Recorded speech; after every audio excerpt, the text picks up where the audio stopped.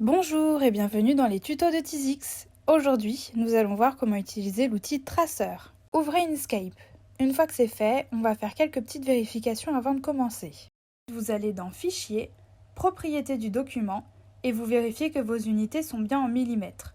Il faut que la largeur et la hauteur de votre document soient égales à 250 mm. C'est la taille de votre plateau.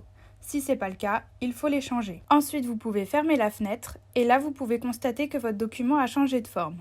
C'est devenu un carré, c'est normal, c'est équivalent à votre plateau. Et c'est maintenant que les choses sérieuses commencent. Donc vous retournez dans Fichier, vous allez dans Importer et là, vous choisissez l'image que vous souhaitez importer.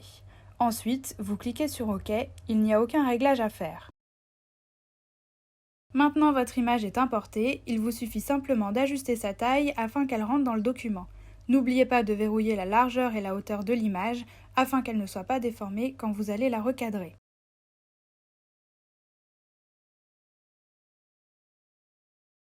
Pensez à bien l'aligner au centre afin qu'elle soit vraiment au milieu de votre plateau.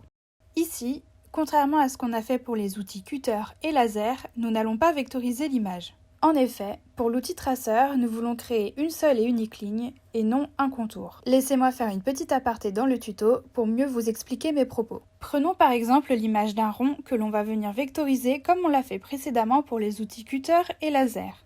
Ne vous souciez pas des réglages que l'on a programmés, c'est simplement pour l'exemple. Une fois l'image vectorisée, nous allons vérifier le chemin qui a été formé. Comme vous pouvez le constater juste ici, c'est le contour du trait qui a été tracé, ce qui fait en tout 2 traits.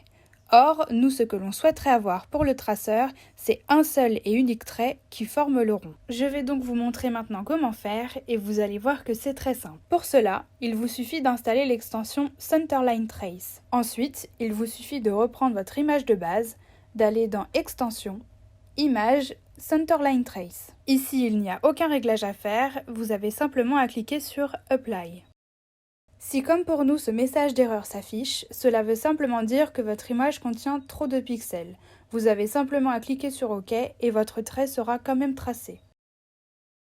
Vérifions maintenant le chemin qui a été tracé pour ce nouveau rond. Et vous pouvez remarquer qu'il n'y a qu'un seul et unique trait. Revenons maintenant à notre tuto. On revient donc sur notre image de base et cette fois-ci, on va utiliser l'extension Centerline Trace comme nous venons de le faire pour le rond.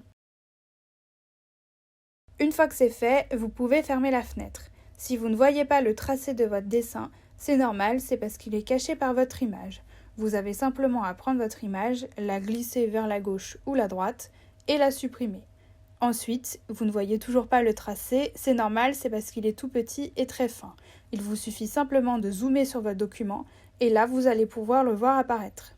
Vous allez donc pouvoir l'agrandir comme on le fait maintenant. Attention à vérifier que la largeur et la hauteur de votre document sont toujours bien verrouillées. N'oubliez pas également de recentrer votre dessin. Il vous suffit maintenant d'aller dans Extensions, TizX et Traceur. Concernant les réglages, ici nous allons cliquer sur la case « Générer le contour ». Pensez à bien vérifier que les vitesses de traceur sont égales à 3000 et que l'offset est bien réglé à 0. Ensuite, choisissez l'emplacement de votre ordinateur dans lequel vous voulez que votre fichier soit enregistré. Puis, donnez-lui un petit nom bien sympathique. Et maintenant, il vous suffit de cliquer sur « Apply ». Ici, l'extension va mettre du temps à tourner car notre dessin comporte énormément de traits. Il faudra donc être patient. Vous pouvez maintenant fermer la fenêtre, votre fichier G-code est créé.